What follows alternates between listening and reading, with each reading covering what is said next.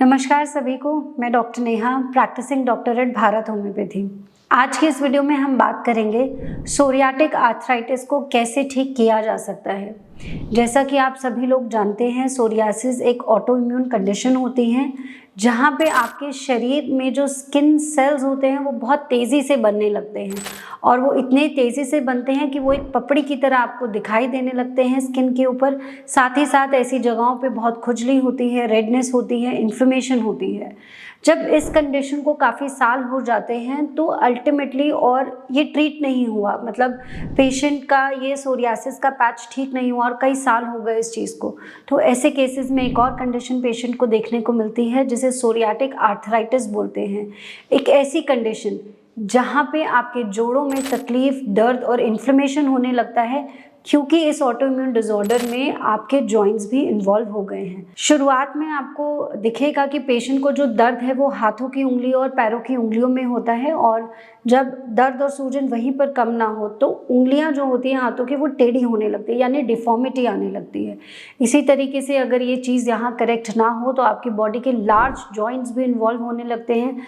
कभी कभी घुटने में इन्फ्लेमेशन हो सकता है, रीढ़ की हड्डी में दर्द हो सकता है, स्पेशली रीढ़ की हड्डी के निचले हिस्से में दर्द हो सकता है, स्पॉन्डाइलिटिस की कंडीशन आ सकती है। कभी कभी क्या होता है, आपके शरीर के टेंडन्स भी इन्वॉल्व हो जाते हैं जिस वजह से पेशेंट कंप्लेंट करता है कि हाथों की एल्बो यानी गोल्फर्स एल्बो या टेनिस एल्बो जैसी कंप्लेंट आ रही है। कभी कभी पैरों की एड़ियों में बहुत दर्द होने लगता है, यानी कि प्लांटर fasciitis भी हो सकता है। तो मुझे लगता है कि अगर पेशेंट को सोरियाटिक आर्थराइटिस की स्मॉलेस्ट कंप्लेंट भी है, यानी शुरुआती दौर पे ही उसको पकड़ लें, ग्रैब कर लें और वहीं पे सही दवा दे लें, तो हम पेशेंट को इस जोड़ों की तकलीफ में आगे बढ़ने से रोक सकते हैं। अब हम बात करते हैं ऐसे पेशेंट को क्या क्या तरीके फॉलो करने चाहिए कि उसके जॉइंट्स की जो कंप्लेंट है, आर्थराइटिस है, वो मैनेजेबल रहे।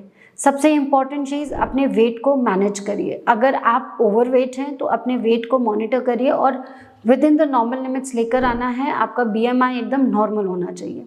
दूसरी इंपॉर्टेंट बात, movement, constant movement is very important. अगर आपके जोड़ों में तकलीफ है, दर्द है, रेडनेस और सूजन है, उस समय आपको ज़्यादा मूवमेंट नहीं करनी है। उस समय आपको ठंडे की सिकाई करनी है। जब आपकी सूजन और दर्द थोड़ा कम हो जाए उसके बाद आप उस जॉइंट की रेगुलर मूवमेंट करना शुरू करिए। रेगुलर एक्सरसाइजेस से आपको बहुत आराम मिल सकता है। कभी कभी ऐसा होता है कि पेन बहुत ज़्यादा है और सूजन उतनी नहीं है लेकिन पेन ज़्यादा है। ऐसे में आप ठंडे और गर्म की सिकाई ऑल्टरनेट करके यूज़ कर सकते हैं। ऐसे केसेस में बहुत रिलीफ आता है अगर आप कोल्ड और हॉट फर्मेंटेशन को ऑल्टरनेट करके यूज़ करें। साथ ही साथ आपको अपनी बॉडी में विटामिन B12 और विटामिन D3 की लेवल्स को चेक कराना है।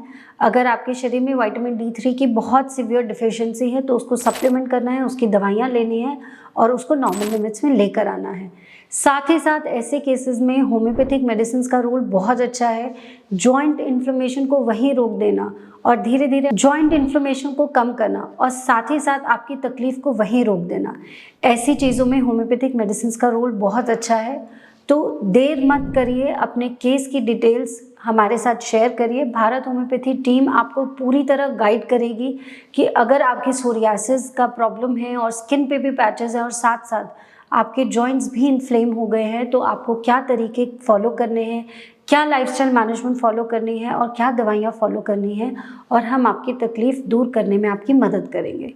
Thank you.